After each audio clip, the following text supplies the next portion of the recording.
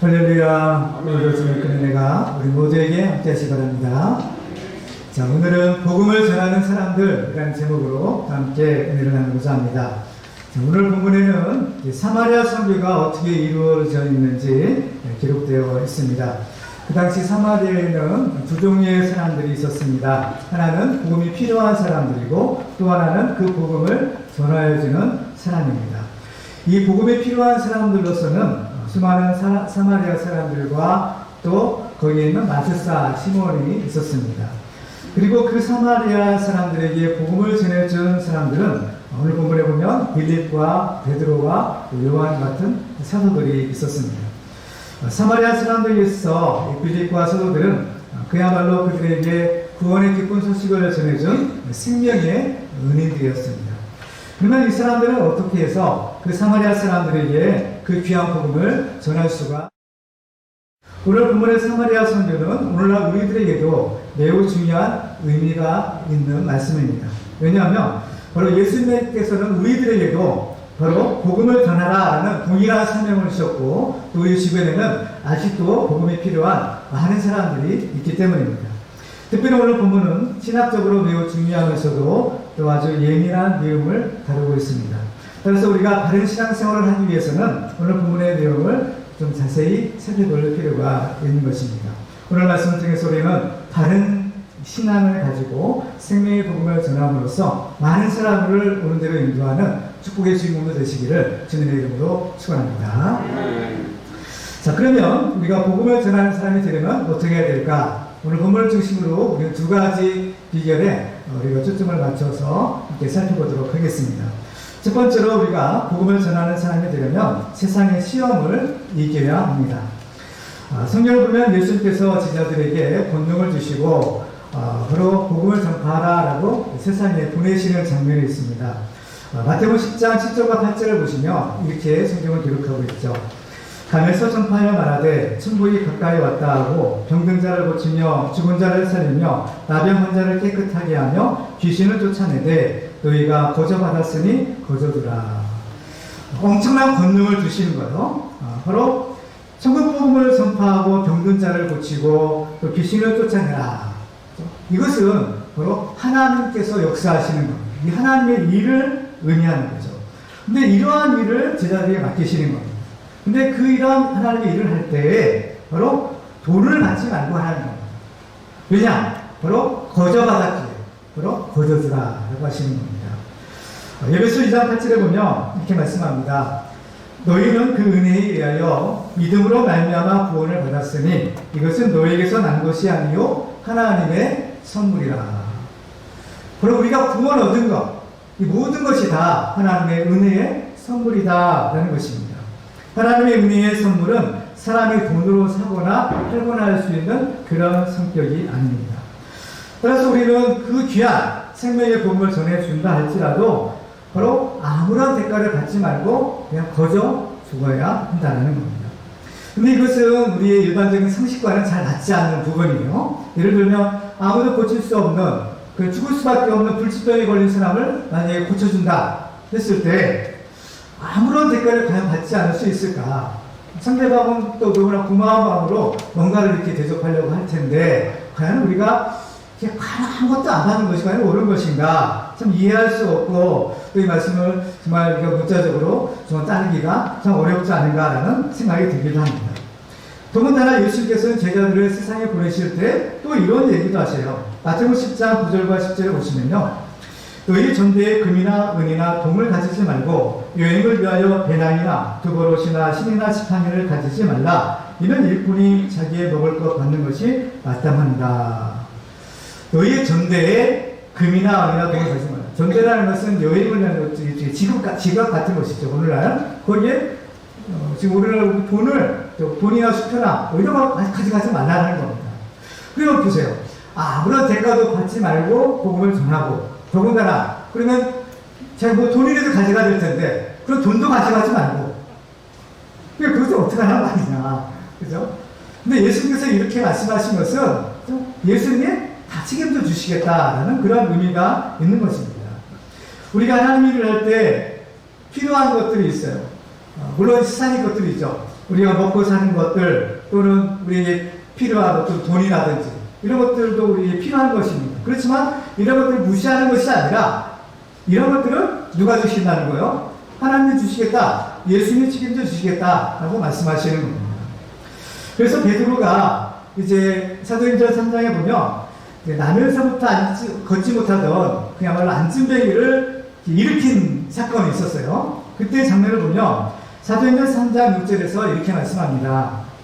베드로가 이르되 은과 금은 내게 없거니와 내게 있는 이것을 내게 주노니 나사렛 예수 그리스도의 이름으로 일어나 걸으라. 아멘. 베드로 분명히 말했어요. 나한테는 없는 것이 있고 있는 것이 있다는 거죠. 없는 것이 무엇입니까? 은과 금은 내게 없다라는 거예요. 근데 베드로에게 있는 것이 있어요. 무엇이 있어요? 나사렛 예수 그리스도의 이름의 권세, 이 권능이 있었더라라는 것입니다. 그러니까 이 베드로가 주님의 말씀에 순종해서 은과 금을 내려놓으니까 이제 그 대신에 하나님께서는 이 나사렛 예수 그리스도의 이름의 권세를 주시는 겁니다. 그래서 이 베드로가 이 권세로 예수 이름의 능력으로 이 안진뱅이를 잡아서 일으킬 수가 있었던 겁니다. 그리고 우리는 여기서 왜 예수님이 제자들에게 복음을 전하러 갈 때 은과 금 가져가지 말라라고 하신 이유를 여기서 우리가 발견할 수 있는 것입니다. 그것은 바로 그 제자들에게 우리들에게 이 세상 은과 금보다 더 귀한 하나님의 능력을 주시기 위함입니다. 만약에 여러분이 은과 금을 가질 것인지 아니면 예수 그리스도의 이름의 권세를 가질 수 있을 것인지 선택할 수 있다면 여러분은 어떤 것을 선택하시겠습니까? 저 같으면 예수 그리스도의 이름의 권세예요. 여러분도 다 동일한 선택을 할 줄 믿습니다. 믿습니다. 그런데 사람들은 눈에 보이지 않는 이런 영적인 축복보다는 눈에 보이는 세상 것에 더 마음을 빼앗기는 경향들이 있어요. 그 때문에 마귀는 지금 당장 우리의 눈에 보이는 우리 세상의 돈이나 물질로 사람들을 유혹하는 것입니다. 오늘 본문에서 마술사 시몬이 돈을 주고 성령의 능력을 세려고 했습니다. 그러다가 베드로로부터 아주 고된 책망을 받죠. 저주에 가까워. 그죠? 이 책망을 받게 돼요. 왜냐하면 그것은 시몬이 이 돈으로 사도들을 시험한 것이 되기 때문인 겁니다. 그러니까 이 시몬은 자기 입장에서는 단순하게 생각했을 수도 있어요. 그러니까 자기 그 성령의 능력이 너무나 욕심이 난 겁니다. 그렇기 때문에 돈을 주고서라도 그것을 얻고 싶다. 그래가지고 돈을 줘서 나한테 그 능력을 파시오라고 했을 수가 있어요. 근데 거꾸로 이 상대방의 입장, 그러니까 사도들의 입장에서 보면 이것은 굉장히 무서운 마귀의 시험이었다라는 겁니다. 성경을 보면 마귀는 우리를 시험하는 자, 심지어는 예수님까지도 이 마귀가 시험하는 것을 볼 수 있죠. 특별히 예수님께서 40일 동안 금식기도하고 나서 줄이실 때 마귀가 시험하는 겁니다. 그때 시험하는 장면을 보면요, 마태복음 4장 8절과 9절에 보면 이렇게 해요. 마귀가 또 그를 데리고 지극히 높은 산으로 가서 천하 만국과 그 영광을 보여 이르되 만일 내게 엎드려 경배하며 이 모든 것을 내게 주리라. 천하 만국과 그 영광을 주겠다. 근데 이것이 바로 이 세상의 모든 좋은 것들입니다. 세상 것을 가지고 바로 시험하고 유혹하는 것이죠. 또 동일한 본문에 기록된 바로 이제 첫 번째 시험 장면을 보면요, 마태복음 4장 3절에서 이렇게 기록합니다. 시험하는 자가 예수께 나와서 이르되 내가 만일 하나님의 아들이거든 명하여 이 돌들로 떡떡이가 되게 하라. 첫 번째 시험에서 보면 누가 시험해요? 그야말로 시험하는 자라고 했어요. 세 번째 시험에서는 주체가 구체적으로 마귀다라고 했죠. 그러니까 여기서 보면 이 마귀의 또 다른 이름이 뭐냐? 시험하는 자구나 라는 것을 우리가 알 수 있어요. 마귀는요, 시험하는 자인 겁니다. 오늘 본문에 들어가 보면 시몬은 돈으로 사도들을 어떻게 했어요? 시험했다고 했죠. 이것은 지금 이게 성령의 일입니까? 마귀 일입니까? 시험하는 것은 누구의 일이요? 마귀의 일인 겁니다. 따라서 이것은 지금 시몬이 이 마귀의 종로를 쓰고 있구나 라는 하나의 증거라고 볼 수 있는 것입니다. 사실 사도들도 사람이기 때문에 어떤 경제적인 필요가 있고 또 분명히 어떤 어려움이 있었을 것입니다. 게다가 그 당시 예루살렘 교회는 갑자기 불어난 성도들 구제하는 일 때문에 재정적인 필요가 많이 있었던 상태였던 겁니다. 그러면 재정이 부족한 예루살렘 교회가 시몬이 주겠다는 돈을 헌금으로 받을 수 있지 않았을까? 우리가 생각할 때는 가뜩이나 지금 재정이 부족한데 누가 돈을 주겠다 하면 어떻게 해요? 감사하다 받지 않겠어요? 근데 결론적으로 말씀드리면 이것은 잘못된 것이었다는 겁니다. 성경을 보면 엘리사가 문둥병에 걸렸던 나아만 장군을 고쳐준 일이 있었어요. 정말 누구도 고칠 수 없는 그런 불치병을 이 엘리사의 말을 듣고 어때요? 씻은 듯이 납니다. 나아만 장군이 너무나 고마운 마음에 바로 그 엘리사 선자에게 큰 예물을 드리려고 했어요. 근데 엘리사는 어땠나요? 절대로 받지 않고 그를 돌려보냅니다. 근데 이것을 지켜본 엘리사 선자의 종인 게하시가 그럴 수 없다라고 하면서 이 돌아가고 있는 나아만 장군을 뒤로 쫓아가서 오신님 보냈다 거짓말을 치고 그 예물을 받아가지고 돌아온 일이 있었던 겁니다. 우리는 이 장면에서 정말 이 나아만 장군의 예물에 대해서 이 엘리사 선지자와 또 그의 종인 게하시가 얼마나 정반대의 모습을 보였는지를 우리는 확인할 수 있는 겁니다. 열왕기하 5장 16절에 보면 엘리사가 이렇게 말합니다. 내가 섬기는 여호와께서 살아계심을 두고 맹세하노니 내가 그 앞에서 받지 아니하리라 였더라. 나아만이 받으라고 강권하되 그가 거절합니다. 하나님의 살아계심을 두고 맹세하노니 그죠? 절대 안 받겠다는 거예요. 이거는 강권했다고 하는 거예요. 그렇지만 거절하고 돌려보낸 겁니다. 근데 이와 반대로 게하시는 어땠을까? 열왕기하 5장 20절에 보면 여호와께서 살아계심을 두고 맹세하노니 내가 그를 쫓아가서 무엇이든지 그에게서 받으리라. 자, 이 게하시도 또 맹세를 하죠. 똑같은 맹세를 겁니다. 여호와께서 살아계심을 두고 맹세하노니 엘리사는 똑같이 하나님의 이름을 두고 맹세하고 게하시도 하나님의 이름을 두고 맹세하고 똑같은 하나님으로 맹세하는데 그 내용이 서로 완전 정반대인 겁니다. 엘리사는 안 받겠다. 게하시는 어떻게 해서든 받아내겠다 하는 것입니다. 그러니까 게하시는 자기 선생님이 왜 그 귀한 것을 받지 않는지 도저히 이해할 수가 없었던 겁니다.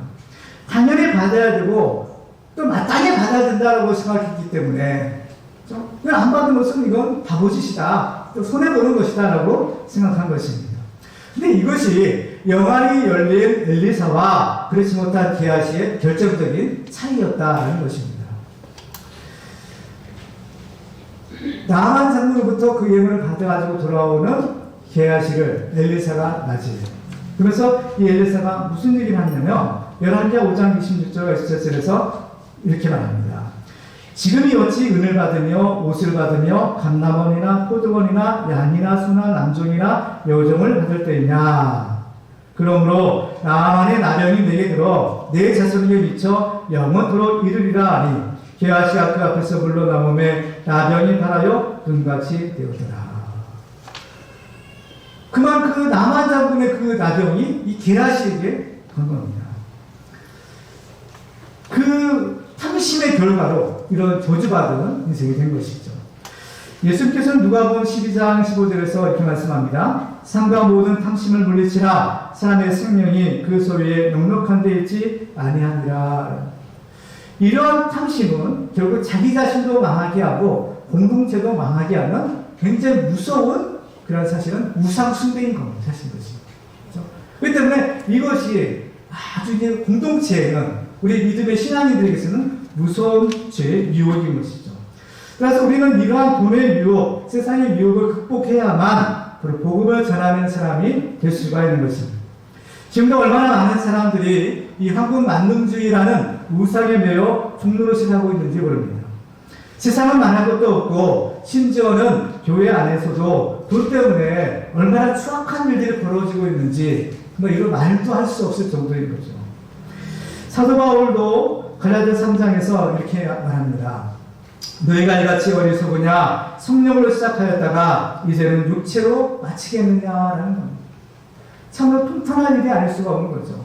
성령으로 시작하였다가 이제는 썩어질 육체로 마치겠느냐. 세상에서 제일 불행한 사람이 있다면 그것은 바로 하나님의 은혜를 받고 하나님의 일꾼이 되었지만 여전히 세상 욕심을 버리지 못한 사람인 것입니다. 그런 사람이 오늘 본문에 바로 이 마술사 시몬이나 또 예수를 팔아넘긴 가룟 유다와 같은 사람인 것입니다. 근데 우리가 조심할 것은 지금도 교회 안에는 여전히 이 가룟 유다나 마술사 시몬 같은 사람들이 얼마든지 있을 수 있다라는 것입니다. 우리는 성경의 엄중한 경고를 우리가 드려야 됩니다. 갈라디아서 6장 7절과 8절에 보면 스스로 속이지 말라. 하나님은 업신여김을 받지 아니하시나니 사람이 무엇으로 심든지 그대로 거두리라. 자기의 육체를 위하여 심는 자는 육체로부터 썩어질 것을 거두고 성령을 위하여 심는 자는 성령으로부터 영생을 거두리라. 무엇을 심든지 그대로 거둘 것이다 라는 것입니다. 오늘 본문의 마술사 시몬이 이 성령의 권능을 돈으로 사려고 했던 것, 그 궁극적인 동기와 목적은 무엇이었을까요? 바로 돈인 겁니다. 돈으로 돈을 얻으려고 하는 거죠. 그래서 이러한 성령의 능력을 자기가 수여할 수 있다면 예전보다 더 큰 유익과 더 큰 부를 얻을 수 있겠구나 생각을 한 것입니다. 우리는 시몬을 통해서 우리 자신 한번 돌아볼 필요가 있는 겁니다. 우리도 우리가 신앙생활을 하는 동기가 무엇인가? 우리가 무엇을 위해 신앙생활을 하는가? 우리를 살펴보아야 되는 겁니다. 여러분들은 오늘 교회에 오셨는데 오늘 왜 교회에 오셨습니까? 여러분은 무슨 목적을 위해서 교회에 오셨는지요?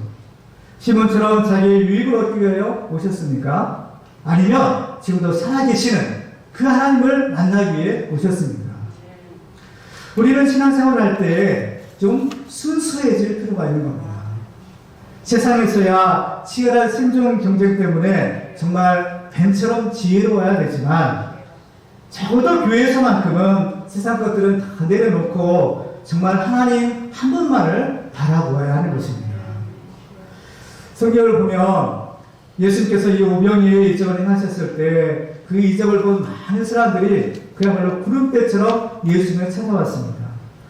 근데 예수님께서는 그 사람들에게 너희가 나를 찾는 것은 표적을 본 까닭이 아니요 떡을 보고 배부른 까닭이다 라고 하시는 겁니다. 떡을 위해서 왔다는 겁니다. 그렇지만 예수님께서는 내가 너희에게 줄 떡은 육신의 떡이 아니라 바로 생명의 떡을 줄 것인데 바로 내가 바로 생명의 떡이다 라고 하시는 겁니다. 그렇지만 어떤가요? 영의 양식이 아니라 육신의 떡만을 얻으려고 왔던 사람들은 결국에는 예수는 다 떠나가고 말았던 것입니다. 예수님께서는 그들을 향해서 이렇게 말씀하죠. 요한복음 6장에 보면 썩을 양식을 위하여 일하지 말고 영생하도록 있는 양식을 위하여 하라. 이 양식은 인자가 너희에게 주리니 인자는 아버지 하나님께서 인치신 자니라. 그렇습니다. 정말 우리가 이 귀한 하나님의 생명의 복음을 전하는 사람이 되려면 우리는 바로 이 돈의 유혹, 이 세상의 유혹을 물리쳐야 되는 겁니다. 이 무서운 마귀의 시험을 먼저 물리쳐야만 우리는 이 하나님의 일에 쓰임받을 수 있는 이 바로 복음 증거자가 될 수가 있는 것입니다. 그래서 우리는 세상의 모든 시험을 다 이기고 예수의 이름의 권세를 받아 생명의 복음을 전하는 축복의 증거자 되시기를 주님의 이름으로 축원합니다. 두 번째로 우리가 복음을 전하기 위해서는 항상 성령으로 충만해야 합니다. 이 사마리아의 복음을 전했던 사람들의 공통점이 있는데 그것은 바로 모두가 다 성령으로 충만했다라는 것입니다. 이 복음을 전한 사람들이 빌립과 또 베드로, 요한 같은 사도들이라고 하는데요. 빌립은 어떤가요? 7 집사 중에 한 사람이었죠. 빌립에 대한 성령의 증거는 믿음과 성령이 충만했다고 성경을 기록합니다. 그리고 베드로와 요한은 어떤가요? 사도들인 겁니다. 바로 오순절 나한 다락방에서 바로 불같은 성령의 충만함을 받았던 사람들입니다. 그래서 성경을 보면 우리가 예수 그리스도의 부활의 증인, 이것이 복음을 전하는 것인데 이것을 위해서는 반드시 성령을 받아야 된다 라고 말씀합니다. 왜 성령을 받아야만 복음을 전할 수 있을까? 왜 성령이 없으면 예수의 증인이 될 수 없을까? 그 이유가 있어요. 그것은 바로 이 성령은 예수를 증언하는 예수의 영이기 때문인 겁니다. 그렇다면 그 예수를 증언하기 위해서는 바로 성령을 받아야만 그것이 비로소 가능해지게 되는 것입니다. 사도행전의 맨 처음 부분을 보면 예수님께서는 제자들에게 그죠? 지상 명령을 주시면서 한 가지 당부한 것이 있어요. 그건 무엇인가 하면 하나님께서 약속하신 성령을 받기 전에는 예루살렘을 떠나지 말라라고 하시는 거예요. 그 이유는 바로 예수의 증인이 되려면 먼저 성령 받고 성령의 권능을 힘입어야 되기 때문입니다. 사도행전 1장 8절을 우리 같이 한번 읽어볼까요? 시작. 오직 성령이 너희에게 임하시며 너희가 권능을 받고 예루살렘과 온 유대와 사마리아와 땅끝까지로 내 증인이 되리라 하십니다. 아멘. 오직 성령이 너희에게 임하실 때 너희가 권능을 받고 이런 일을 할 수 있을 것이다 라는 겁니다. 성령은 어떤 분이시냐면 우리를 진리로 인도하시는 분이시다라고 말씀하세요. 요한복음 16장 13절에 보면 그러나 진리의 성령이 오시면 그가 너희를 모든 진리 가운데로 인도하시리니 그가 스스로 말하지 않고 오직 들은 것을 말하며 장래일을 너희에게 알리시리라. 성령은 진리의 영이라고 했어요. 진리의 성령이 오시면 우리를 모든 진리 가운데로 인도하실 것이다. 이 진리가 누굽니까? 진리 대신 예수 그리스도시죠. 예수님은 내가 길이요 진리요 생명이다 라고 하십니다. 그래서 이 예수의 성령이 우리를 진리 되시는 예수 그리스도로 인도하신다는 겁니다. 그러므로 우리가 성령 받지 않고는 우리 자신의 예수를 믿을 수도 없고 또 우리는 그 예수를 전하는 그런 증인도 될 수 없는 겁니다. 우리는 항상 성령 충만해서 그런 예수 그리스도의 복음의 증인들이 되는 그런 축복의 신분들 되시기를 주님의 이름으로 축원합니다. 자, 근데 오늘 본문을 보면요, 이제 사도들이 예루살렘에서 사마리아에 왔다라고 했는데 사도들이 사마리아에서 와서 한 일이 있어요. 그건 무엇인가 하면 성령 받기를 위해서 기도했다는 겁니다. 자, 오늘 그 15절 말씀 보시면 그들이 내려가서 그들을 위하여 성령 받기를 기도하니 라고 했어요. 왜 성령 받기를 위해서 기도했을까? 그 이유에 대해서 이어지는 16절에서 이렇게 기록합니다. 이는 아직 한 사람에게도 성령 내리신 일이 없고 오직 주 예수의 이름으로 세례만 받을 뿐이더라. 그래서 결국 이 사마리아 사람들은 성도들이 안수해 줄 때 성령을 받게 됩니다. 근데 여기서 우리가 한 가지 생각해 보아야 될 것이 있어요. 그것은 사도들이 볼 때 사마리아 성도들이 성령을 받지 못했다고 했어요. 그러면 그들이 과연 성령을 받았는지 아니면 그렇지 않았는지를 사도들은 과연 무엇을 보고 알았을까요? 사도들이 볼 때 성령을 못 받았구나 아는 거예요. 왜 사도들은 무엇을 보고 그 사람들이 성령을 받지 못했다는 것을 알았을까라는 겁니다. 그러면 여러분들은 성령을 받으셨나요? 그러면 무엇을 보고 여러분이 성령 받은 것을 알 수 있을까요? 여러분이 성령 받은 증거는 무엇인가요? 오순절 계통의 교회에서는 방언을 성령 받은 증거라고 보고 있습니다. 그러니까 방언을 할 줄 모르면 너 성령 받은 것이 아니야. 그러니까 반드시 방언을 해야만 성령 받을 수 있어. 이렇게 가르치는 겁니다. 근데 이것이 과연 옳은 것이냐? 우리는 모든 이러한 신학적인 그러한 문제들은 항상 이 성경을 통해서 근거로 우리가 분별해야 되는 겁니다. 근데 결론적으로 말씀드리면 이것은 그렇게 옳은 것이 아니다라는 겁니다. 왜냐하면 그래서 이제 사도 바울이 항상 이러한 그 신령한 은사들에 대한 가르침을 이렇게 주는 것을 보게 되는데 바울이 그래서 이제 은사에 대한 가르침을 줄 때 보면요, 비유를 들었어요. 뭐냐, 사람의 몸을 들어서 이제 비유를 하시는데 사람의 몸이 있고 몸을 입은 지체들이 있다라는 겁니다. 그렇죠? 손과 발과 또 눈과 코와 같은 그런 지체들이 있는데, 그래서 성령께서 주시는 은사 이런 것들을 몸의 지체로 비유하는 겁니다. 그렇기 때문에 우리 몸에 여러 가지 지체가 있듯이 성령이 주시는 은사는 다양하다는 여러 가지 있어요. 그래서 여러 가지 은사들, 방언의 은사도 있을 뿐만 아니라 방언 통변하는 은사도 있고 가르치는 은사도 있고, 그렇죠? 병 고치는 은사도 있고 여러 가지 은사들이 있는데 그 중에서 이 방언은 그 중에 하나다라는 겁니다. 고린도 교회도 우리가 지금 큐티 본문으로 삼는 고린도 교회도 문제가 뭐예요? 은사에 관한 문제도 있었던 거죠. 그래서 바울이 은사에 대한 가르침을 주는 것을 보게 됩니다. 은사가 뭐냐? 바울이 뭐냐? 여러 가지 하나님 주시는 바로 성령의 선물 가운데 하나다라는 것입니다. 그렇죠? 그러면 우리는 과연 무엇으로 우리가 성령 받은 것을 알 수 있을까요? 그렇죠? 가장 확실한 증거가 있는데요.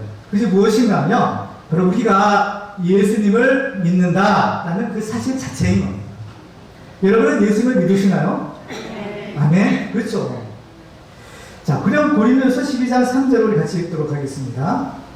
시작. 그러므로 내가 너에게 알려노니 하나님의 영으로 말하는 자는 누구든지 예수를 저주할 자라 하지 아니하고 또 성령으로 아니하고는 누구든지 예수를 주시라 할 수 없느니라. 아멘. 여기서 보면 이 하나님의 영이 곧 성령을 가리키는 것인데, 그렇죠? 성령으로 아니하고는 누구든지 예수를 주시라 할 수 없다라는 겁니다.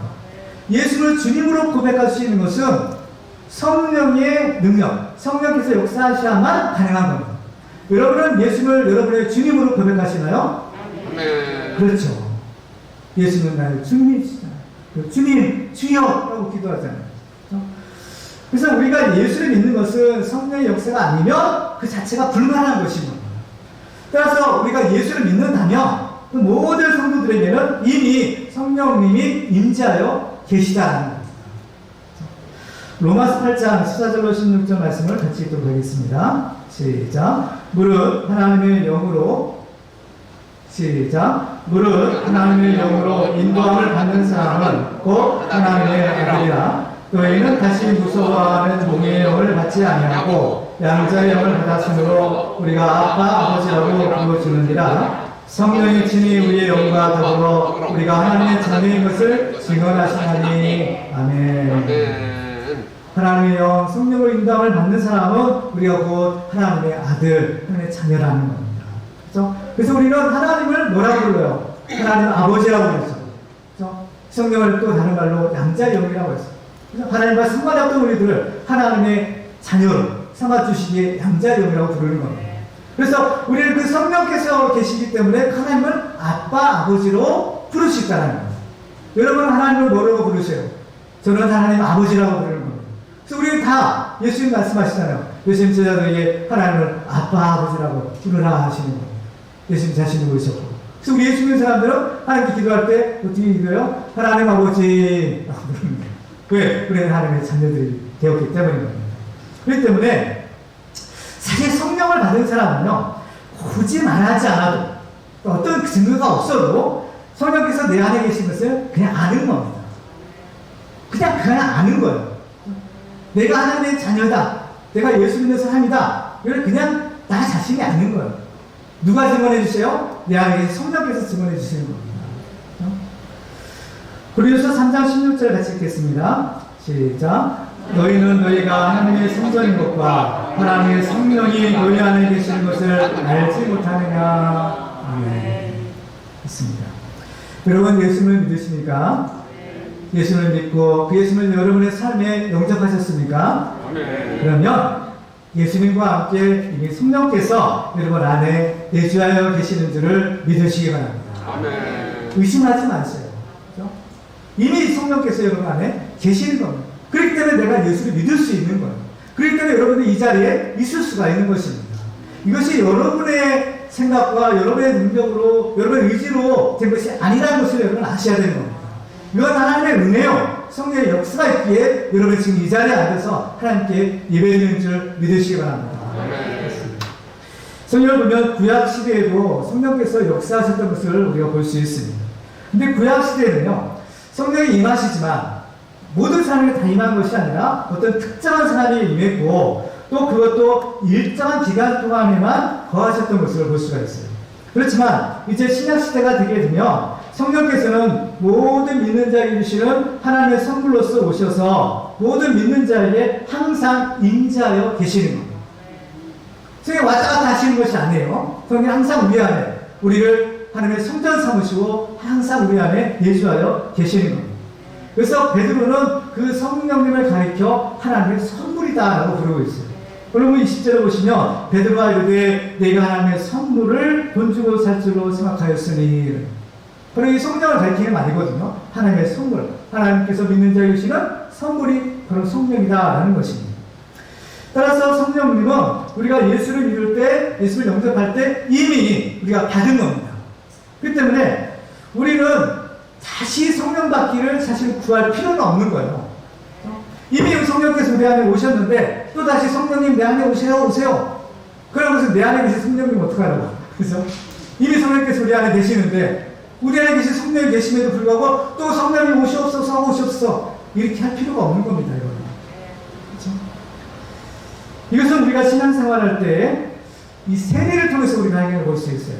우리가 성령 받는 것을 뭐라고 하는가 하면 다른 말로 성령 세례를 받는 것이라고 하는 거예요. 성령 세례.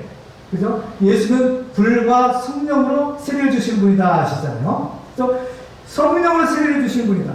그래서 우리는 성령 세례 받아야 된다, 불 세례 받아야 된다 하지만 사실은 이것은 뭐냐면은 우리가 예수 믿는 사람들이 물 세례 받을 때, 이제 신앙의 고백으로 물 세례 받을 때 이미 동시적으로 주시는 은혜의 선물인 것입니다. 그렇죠? 그러니까 보세요. 세례는 우리가 신앙생활 할 때 몇 번 받나요? 물 세례 한 번인 겁니다. 성만찬은 여러 번 하지만 세례는 단 일생에 한 번만 받는 거예요. 그렇죠? 세례는. 그러면 성령 세례도, 그죠? 세례라고 했어요. 세례는 몇 번 받아요? 한 번 받는 겁니다. 그러니까 이 세례는 성령의 선물, 하나님의 선물로서 우리 예수 믿을 때 이미 성령 세례가, 그러니까 성령이 임하는 거예요. 그런데 우리는요, 이 성령 세례와 성령 충만을 또 구별할 필요가 있는 겁니다. 이미 우리 예수 믿는 사람들은 이미 성령께서 다 오셔서 내주 안에 계시지만 문제는, 그렇죠? 동일한 성령이 계시지만 문제는 성령의 충만한 정도는 사람마다 다 다르다라는 겁니다. 우리 예수 믿는 사람들은 다 성령이 계세요. 그런데 어떤 사람은 성령이 충만하고 어떤 사람은 그렇지 않고 이 서로 교회 안에서도 보면 어때요? 서로 다 차이가 있는 거죠. 그렇죠? 그러니까 성령은 모든 믿는 사람들에게 공통적으로 임하고 내주하고 계시지만 성령의 충만은 사람마다 다를 수 있다는 거예요. 그래서 성경을 보면 하나님의 성령을 근심하게 하지 말라고 했어요. 에베소 4장 30절에 보시면 하나님의 성령을 근심하게 하지 말라. 그 안에서 너희가 구원의 날까지 인치심을 받았느니라 하십니다. 성령을 근심하게 한대요. 왜 근심하게 하겠어요? 성령 하나님이신데 하나님의 뜻대로 살지 못하니까 우리 안에 계신 성령께서 근심하십니다. 로마서 8장 26절에 보면요, 이렇게 말씀합니다. 이와 같이 성령도 우리의 연약함을 도우시나니 우리는 마땅히 기도할 바를 알지 못하나 오직 성령이 말할 수 없는 탄식으로 우리를 위하여 친히 간구하시느니라. 성령께서 우리 안에서 우리를 위하여 간구하시는, 기도해 주시는데 어떻게 해요? 말할 수 없는 탄식으로 해요. 왜 탄식하시겠어요? 우리가 그리스도인이면서 왜 그리스도인답게 살지 못하는 것일까? 분명히 우리는 예수도 구원받은 하나님의 자녀예요. 예수 그리스도의 종인데, 예수님의 제자인데, 그런데 왜 그리스도인답게 살지 못하느냐? 구원받지 못했을까요? 이미 예수를 믿고 예수 믿고 세례 받는 순간 이미 우리는 구원을 받은 겁니다. 근데 문제는 뭐냐? 바로 이 성령으로 충만하지 못한 거예요. 성령은 받았지만 성령으로 충만하지 못한 것이 바로 문제인 것입니다. 그러면 우리는 이 구원 얻는 믿음의 단계에만 머무를 것이 아니라 이 어린아이 단계의 신앙에만 머무를 것이 아니라 이 빌립처럼 성령으로 충만해서 권능을 받고 담대하게 하나님의 생명의 복음을 전하는 축복의 주인공 되시기를 주님의 이름으로 축원합니다. 아멘. 이제 말씀을 맺겠습니다. 물론 우리는 복음을 전하는 사람이 될 수 있는 두 가지 비결을 살펴보았습니다. 하나는 세상의 돌과 같은 유혹을 물리쳐야 된다라는 것이고 또 한 가지는 성령으로 충만해야 된다라는 것입니다. 이것은 우리가 버릴 것은 버려야 되고 취할 것은 취해야 된다라고 요약해 볼 수 있을 것입니다. 사도 바울처럼 세상 욕심이나 정말 이 배설물처럼 단호하게 버려버리고 성령님은 정말 사모함으로 항상 성령으로 충만하시기 바랍니다. 하나님께서 우리에게 맡겨주신 이 복음은 말 그대로 구원의 기쁜 소식인 것입니다. 그래서 이 복음을 듣는 사람은 예수를 믿고 구원을 받을 수가 있고 이 축복을 받을 수 있죠. 그렇지만 이 복음을 전하는 사람은 복음을 듣는 사람보다 더 큰 축복의 주인공이 될 수가 있는 것입니다. 로마서 10장 13절 이하 15절 말씀을 보면 이렇게 기록합니다. 우리 같이 읽도록 하겠습니다. 시작. 누구든지 주의 이름을 부르는 자는 구원을 받으리라. 그런즉 그들이 믿지 아니하는 이를 어찌 부르리요? 듣지도 못한 이를 어찌 믿으리요? 전파하는 자가 없이 어찌 들으리요? 보내심을 받지 아니하였으면 어찌 전파하리요? 기록된 말은 나쁘다. 좋은 소식을 전하는 자들의 발휘함과 같으니라. 아멘. 오늘 말씀을 통해서 우리는 항상 성령으로 충만해서 세상의 모든 시험을 이기고 예수님의 권세를 받아 이 승리의 복음을 전하는 축복의 주문도 되시기를 주님의 이름으로 축원합니다.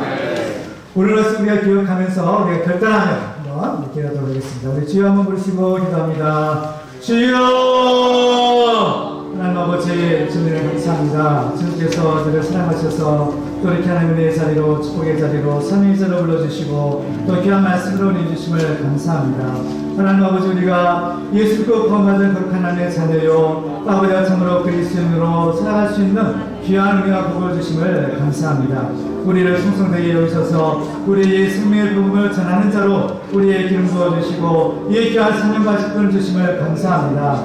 우리가 아버지와 참으로 이 복음을 전하기 위해서 아버지와 세상의 유혹과 시험을 이길 수 있도록 도와주옵소서. 아버지 우리를 유혹하는 많은 것들이 있습니다. 아버지와 참으로 넘어뜨리는 악한 원수마귀의 시험들이 있는데 이런 모든 시험도 우리가 믿음으로 잘 이겨낼 수 있도록 하여 주옵소서. 아버지와 참으로 영적인 눈을 활짝 열고 아버지 그 실상을 바라보게 하여 주옵소서. 사도 바울은 배설물처럼 모든 것을 버렸다고 했습니다. 우리 영적인 눈을 열어서 세상의 어제 헛된 것들 다 우리도 버리게 하여 주시고 오직 하나님께서 주시는 성령의 충만함을 힘입어서 아버지 오늘도 이 하나님의 복음을 전하기에 부족함이 없는 하나님의 종들이 될 수 있도록 도와주시고 은혜 베풀어 주시옵소서. 그래서 우리 자신만 구원받는 것이 아니라 이제 아버지 앞으로 복음을 드려야 될 많은 사람들이 있는데 그들의 생명의 복음을 능력있게 증거하여 저들로 다 예수 복음 받게 하여 주시고 우리가 하는 곳곳마다 어떤 복음의 역사가 일어나게 하여 주시고 하나님 나라가 이루어지는 하나님의 축복의 증언들 될 수 있도록 도와주옵소서. 특별히 아버지와 참 우리의 가정을 기억하여 주시고 아직 믿지 않은 우리의 가족 식구들을 기억하여 주시고 은혜 베풀어 주시옵소서. 주 예수를 믿으라 그러면 너와 내 집의 구원을 받으리라 약속하신 것처럼 주여 우리가 이 말씀을 근거로 이 말씀을 들고 이 하나님의 복음을 증거하고 아버지 예수의 증인이 되어 아버지의 모든 가족들도 다 예수님께 하여 주시고 주님의 충성된 주의 증인들이 될 수 있도록 축복하여 주옵소서. 우리의 문할 수 없사오나 하나님은 하실 수 있다고 하셨습니다. 성령은 하실 수 있다고 하셨습니다. 우리 모두에게 성령 충만 주시고 이 모든 일들을 가능할 수 있도록 주여 도와 주옵소서. 감사하며 예수의 이름으로 기도하옵나이다. 아멘.